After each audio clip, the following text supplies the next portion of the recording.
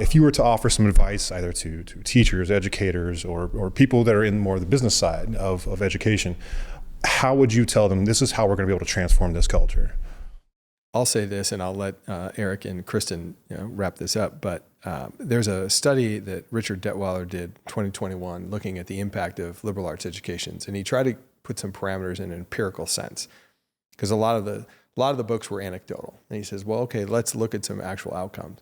And so two of the findings that he made, one was this idea of purpose and meaning. And he said that students who graduate from liberal arts colleges were 150% more likely to live a fulfilling life if they were challenged by a professor to really think through their worldview, right? And the other thing he said is if you wanted to predict earnings later in life, and this is just one metric, but if you want to predict earnings, two things had to be in place. One, you had to take courses outside of your major course of study, so to get that diversity of opinion and perspective. And two, you had to have a meaningful interaction with your professors and your students. And so just on those two metrics alone, there's others that he looks at. Leadership, for one. All these 6 different outcomes were much more likely coming out of a liberal arts institution where you had this professor who was passionate about learning, who was able to challenge one's thinking in a healthy way, not to produce a skeptic, but to actually think through the complexities and walk with them, right? Because we know development takes time, right? And we're in this compressed moment in our history where everything has to be quick, automatic, and humans don't develop that way. Right? We develop slowly over time with good mentors, people who walk with us through life's challenges. But the outcomes were pretty clear in his study. I mean, dramatically clear that the liberal arts education produces the kind of people that were leaders. They're more engaged in their civic duties. They had greater purpose and meaning in their life. They actually had better earnings.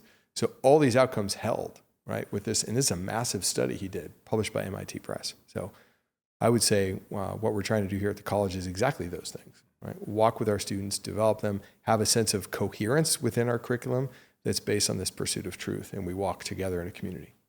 So building on that, I think I would go back to things that Erik said earlier,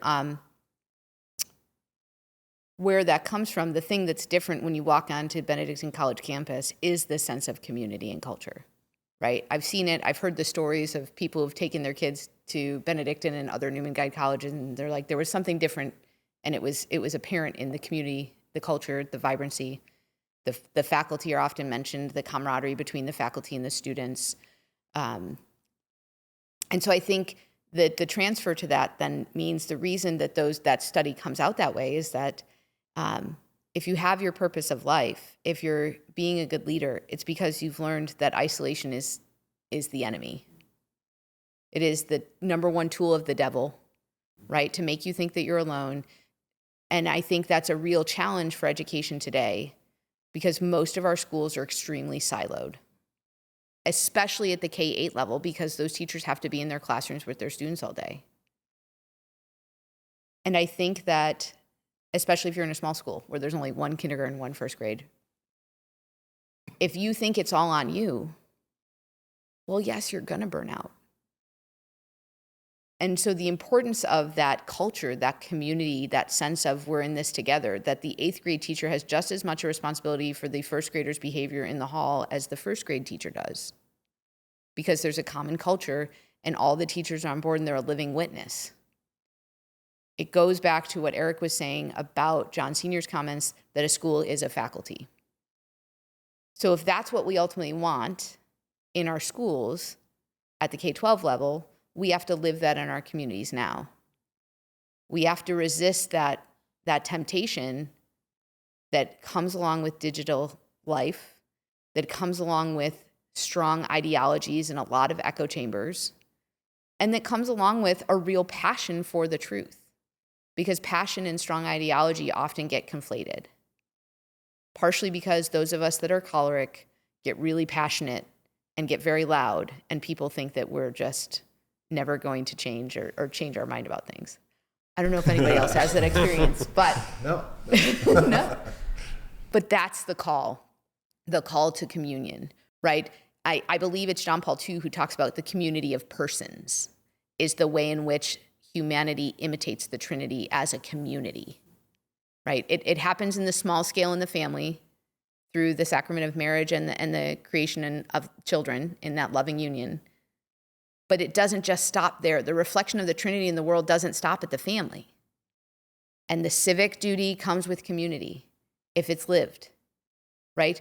When, I don't remember which document of the church it's in, but it talks about how children are born into the family, the church, and the civil society.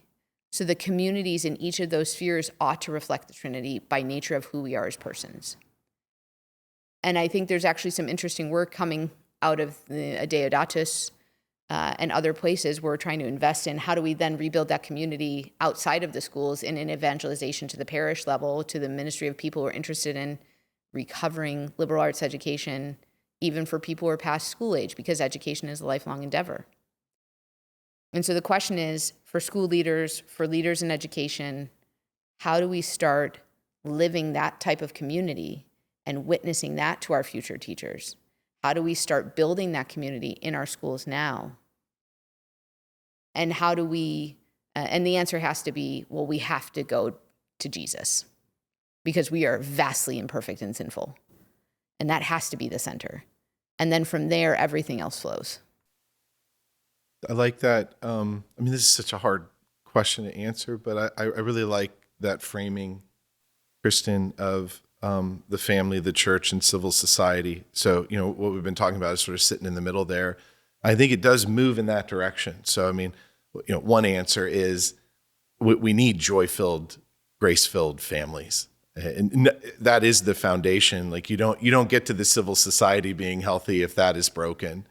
And so then I think the question for us in ministry, which, that is what education is, that sticky connection, the way in which, partnering with parents, what that looks like, that yes, they're the primary educators, but what is that responsibility that we have to come alongside parents during those years of formation, to ensure that the very best values of the home, the culture of the home, is being reinforced at the school. We always used to say at Great Hearts that one of the goals was that you would pick your kids up at the end of the day better than you dropped them off, right? Mm-hmm. That everything that if you had homeschooled and you wanted it reinforced, that would be happening since at the school. That's part of our responsibility to you as mom and dad, that you're putting them in front of men and women who it's good for them to be in front of. Those little, stolen moments are going to be the ones that you want happening.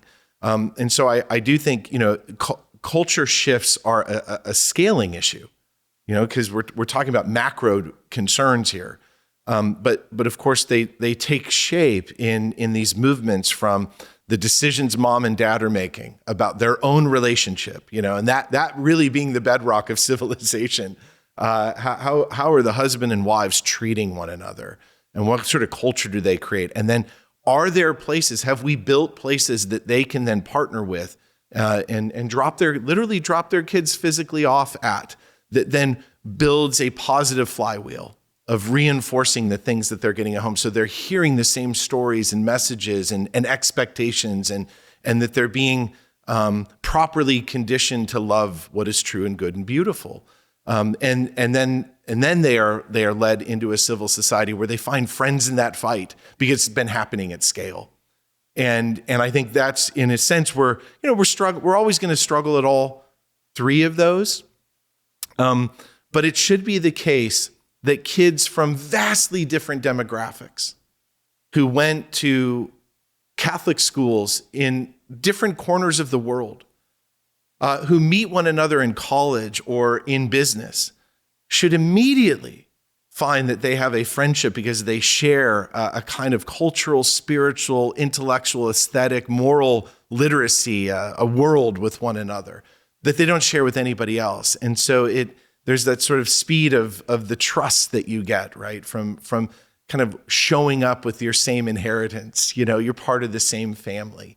And that, that starts with mom and dad, and hopefully it culminates in men and women in civil society who are building beautiful things. And then it's the big flywheel, right? It goes back and people are drawn into then building newer institutions, and sort of reforming constantly, right? The work of taking up the next generation and drawing them ever closer to our Lord, which is the ultimate goal. I think you said that well. I hope you enjoyed this clip of the Benedictine Dialogues. You can watch the full episode right now at media.benedictine.edu. There you'll find our complete library of podcasts, articles, and documentary series featuring our professors, all available to you for free and produced right here at Benedictine College. That's media.benedictine.edu.